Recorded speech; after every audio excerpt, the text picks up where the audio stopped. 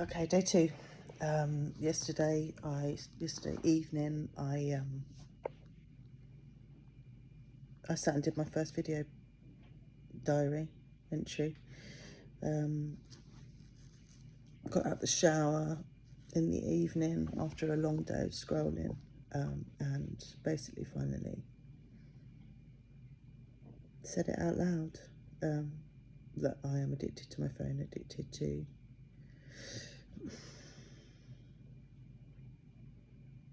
scrolling. Let's just say scrolling.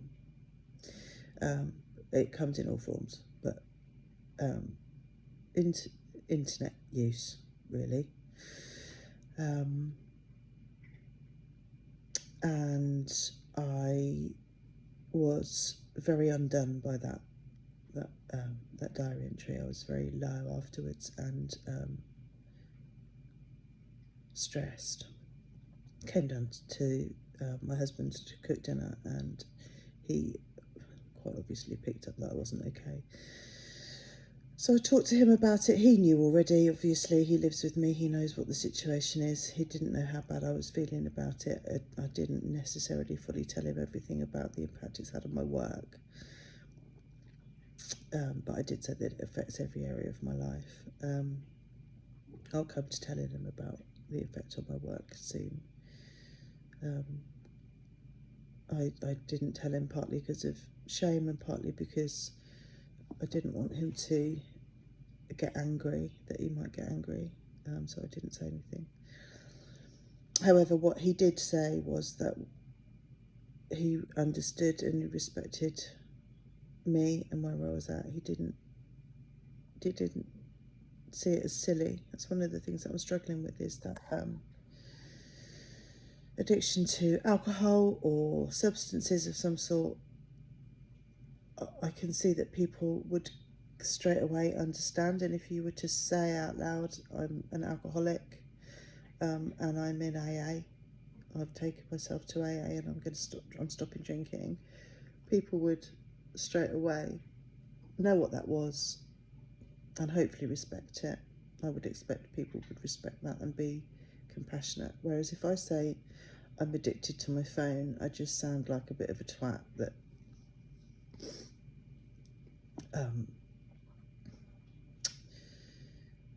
everybody thinks they're addicted to their phone, don't they?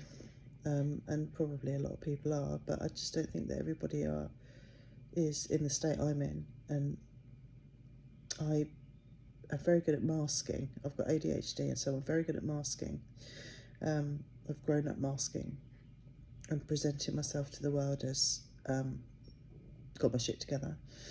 I'm sort of quite a powerful person. I'm a leader, and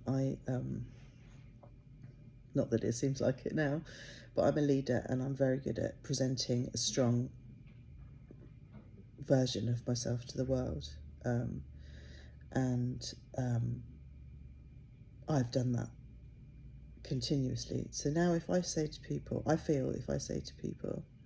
like I thought if I said to my husband, I'm addicted to the internet or addicted to my phone, that it would just seem silly. It still does. It still feels like people will do that. But that's, I've got to stop worrying about what other people think. I need to focus on me, really. And to sort of finish on what I was saying, Will, my husband, was very supportive. He was compassionate.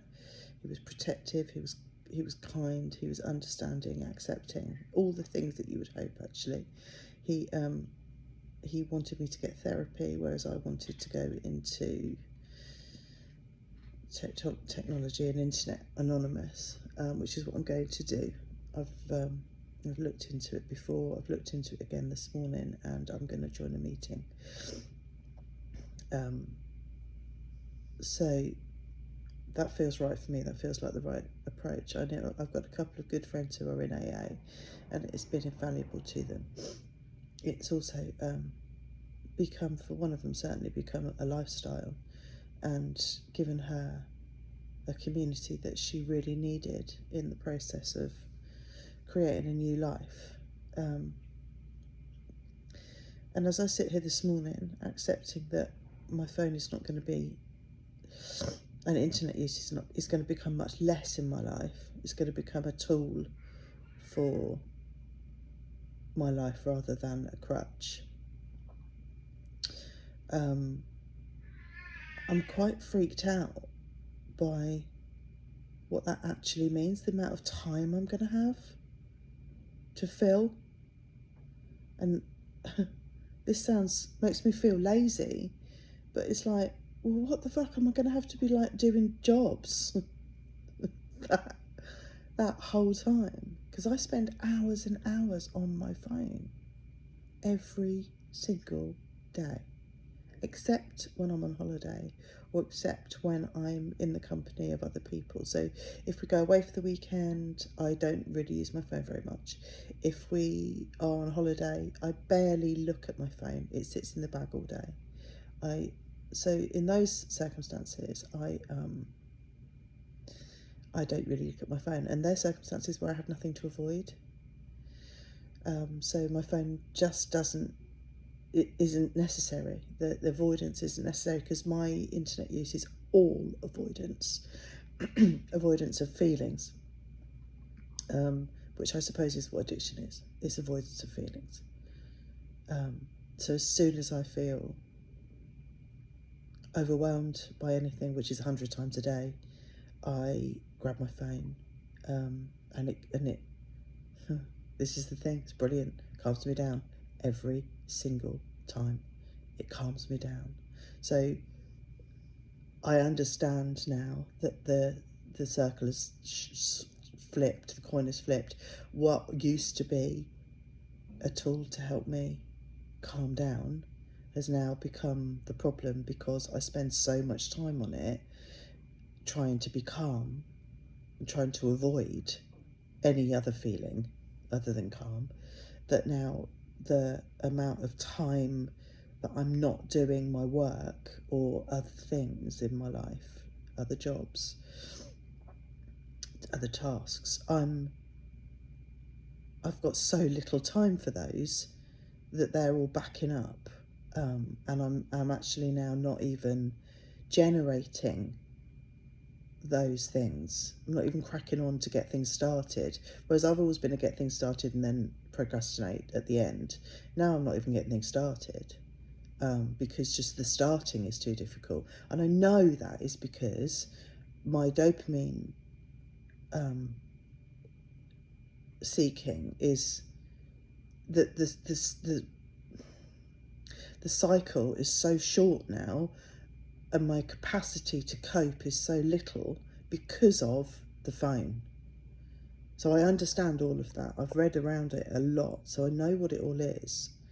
I've just not been honest enough with myself, brave enough, I suppose, to face it, to let go of the safety and risk the feelings. So that's where I am this morning. I'm gonna join a meeting, and I'm gonna put my phone down today. I've read the news this morning. It's my usual thing every morning. Again, that might change, because I've changed that in the past, but I need to know what's happening in the world. So excuse me, I've read the news, had my coffee, which is going cold, and I'm going to put my phone down, and only use it when I need it. I have my watch, so what's brilliant about that, this is new, I've not had it very long, it's a really old Apple Watch that I bought from a friend, but what's good about it is that if there's a call comes in, it buzzes, so I don't have to have my phone close enough to hear it ring.